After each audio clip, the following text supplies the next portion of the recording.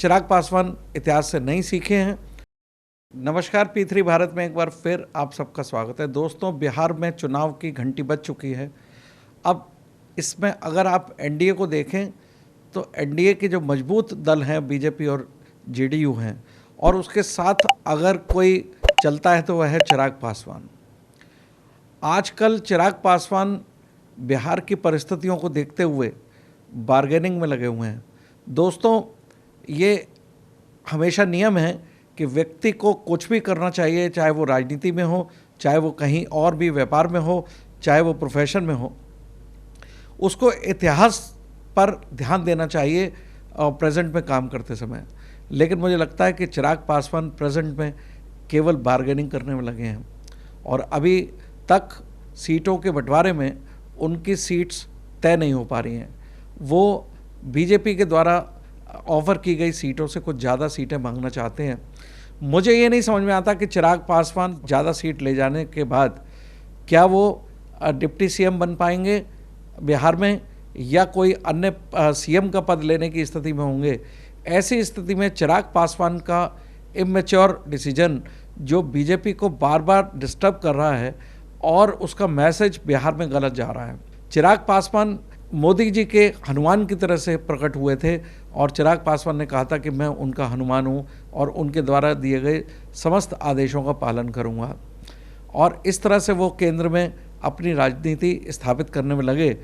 उन्हें इतिहास समझना चाहिए कि उनके चाचा ने किस तरह से उनकी पार्टी तोड़ी थी, और उसमें किस तरह से आगे पहले बीजेपी के द्वारा बदहरस्त उनको दिया गया था उनके चाचा को। लेकिन चिराग पासवान के फिर से एनडीए के पाले में आने के बाद चिराग पासवान लोकसभा के चुनाव के बाद तक तो सीमित रहे। जैसे ही वो बिहार की राजनीति में आए हैं तो वो अब बिहार की राजनीति में फिर केंद्रित होकर अपनी बार्गेनिंग कर रहे हैं। चिराग पासवान की बार्गेनिंग उनको आने वाले समय पर भारी पड़ने वाली है, क्योंकि निश्चित रूप से जो गठबंधन है जेडीयू और बीजेपी का, उसमें लगभग बराबर की सीटों पर बंटवारे की स्थिति आ चुकी है, और वो 205 सीट पर लड़ने को राजी हो गए हैं, जिसमें आपस में 1-2 सीट का ऊपर नीचे होगा। लेकिन 38 सीट में से बीजेपी चिराग पासवान को 25 सीट देना चाहती है। मेरे हिसाब से राजनीति की दृष्टि से चिराग पासवान को बिना किसी लाग लपेट के 25 सीट्स का ऑफ़र ले लेना चाहिए था, लेकिन उन्होंने इस बात पर काफ़ी कुछ देर कर दी है, और पूरे बिहार में और विशेषकर केंद्र की राजनीति में जिस तरह से बीजेपी के केंद्रीय नेतृत्व के लोग चिराग पासवान के साथ डिस्कशन में लगे हुए हैं, उससे लगता है कि चिराग पासवान परिस्थितियों का फ़ायदा उठाने की कोशिश कर रहे हैं, जो चिराग पासवान आने वाले समय पर नुकसान उठाएंगे। क्योंकि चुनाव तक एनडीए गठबंधन चिराग पासवान की इस तरह की स्थिति को संभालने की कोशिश करेगा, और जैसे भी चुनाव होंगे, और दोस्तों मैं ये कहना चाहूँगा कि परिस्थितियाँ कुछ भी होंगी, चिराग पासवान आने वाले समय पर एक बिहार के एनडीए के बहुत अच्छे चिराग बन सकते थे, लेकिन उन्होंने अब प्रेजेंट की परिस्थितियों का फ़ायदा उठाकर जिस तरह से प्रेजेंटेशन किया और जिस तरह से बार्गेनिंग पोजीशन बनाई है, वो आने वाले समय में बीजेपी के नेतृत्व को नहीं भाएगा, और मैं समझता हूँ कि फ्यूचर में उनकी स्थिति भी उद्धव ठाकरे की तरह से बन सकती है। चिराग पासवान कहीं ना कहीं बिहार में अपनी एक दलित राजनीति का चेहरा माने जाते हैं, और वो उस राजनीति के चेहरे के अंतर्गत अपने पिता की छवि में इस तरह से चुनाव लड़ना चाहते हैं कि वो रामविलास पासवान की गद्दी संभाल रहे हैं, जबकि उनकी गद्दी पहले उनके चाचा जो है हिला चुके हैं। लेकिन चिराग पासवान इतिहास से नहीं सीखे हैं, और अब जो स्थिति है, मुझे लगता है कि चिराग पासवान 25 सीट पर मान जाने चाहिए। अगर यदि 25 सीट से ऊपर नहीं माने तो मैं एक आकलन करता हूं कि मान लीजिए बीजेपी उनको कहती है कि आप अलग से चुनाव लड़ें, तो क्या आपको लगता है कि चिराग पासवान 10 से 15 सीट से ज़्यादा ला पाएंगे?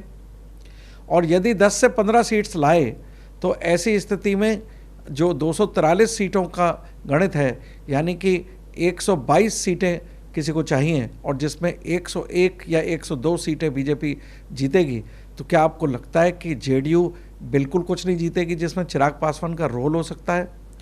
तो मुझे लगता है कि चिराग पासवान राजनीतिक कैलकुलेशन में कहीं गलती कर रहे हैं। उन्हें 25 सीट पर संतोष करना चाहिए। यदि उन्होंने सहर्ष स्वीकारा होता 25 सीट पर, तो आने वाले समय पर जेडीयू की काट चिराग पासवान में बीजेपी देख सकती थी। लेकिन चिराग पासवान ने जिस तरह की राजनीति की गोटें अभी बिछाई हैं, उससे केंद्रीय नेतृत्व बीजेपी का काफ़ी त्रस्त है और उनके भारी भरकम लोग, धर्मेंद्र प्रधान जैसे लोग, उनको मनाने में लगे हैं। ऐसी स्थिति में एक यंग पर्सन और एक सीनियर लोगों के साथ की बैठक में जिस तरह से खबरें छनकर आ रही हैं, उससे चिराग पासवान की छवि पर बहुत नुकसान हो रहा है। ऐसी स्थिति में फ्यूचर में बिहार की गवर्नमेंट बनाते समय जब पलड़ा बीजेपी और जेडीयू का साथ साथ दिखेगा, तो मुझे लगता है कि बीजेपी फ्यूचर में जेडीयू के साथ जाना पसंद करेगी, ना कि वो चिराग पासवान को। चिराग पासवान को चाहिए था कि वो त्रिकोणीय स्थिति में कुछ सीट्स बनाकर जेडीयू को बैलेंस करने के लिए बीजेपी का साथ देंगे, लेकिन ऐसा लगता है कि उन्होंने ठान लिया कि उन्हें कम से कम 30 से 35 सीट चाहिए। और जबकि बीजेपी के लिए समस्या ये है कि उन्हें मांझी को भी सीट देनी है करीब 7 से 8 और अन्य सदस्यों को 1-2 सीट देनी है। ऐसी स्थिति में चिराग पासवान को 25 से ऊपर सीट मिलना, तो मुझे लगता है 25 भी सीट्स नहीं मिल पाएंगी, लेकिन अधिकतम जब वो बार्गेनिंग करेंगे तो 25 सीट लेने के बाद यदि वो 15 से 20 सीट्स जीतते भी हैं, तो ऐसी स्थिति में चिराग पासवान कहीं भी बीजेपी को ब्लैकमेल नहीं कर पाएंगे और आने वाली स्थिति में चिराग पासवान की केंद्र में भी पकड़ कमज़ोर होगी। फिर से उनके चाचा को प्रमोट किया जाएगा, ऐसा मेरा मानना है। चिराग पासवान का भविष्य बहुत लंबा है, उन्हें सोचना चाहिए था, उन्हें सब्र करना चाहिए था, उन्हें जो है बीजेपी के साथ चलना चाहिए था। फ्यूचर में वो बीजेपी के पोस्टर बॉय हो सकते थे, लेकिन अभी चुनावों के चलते शायद कोई ऐसी स्थिति ना आए। लेकिन चुनाव के बाद चिराग पासवान की स्थिति केंद्र की राजनीति में और एनडीए की घटक दलों की राजनीति में कुछ नया नहीं करने की स्थिति में है। ऐसी स्थिति में चिराग पासवान की राजनीति फ्यूचर में कमज़ोर होगी, ऐसा मेरा मानना है। धन्यवाद।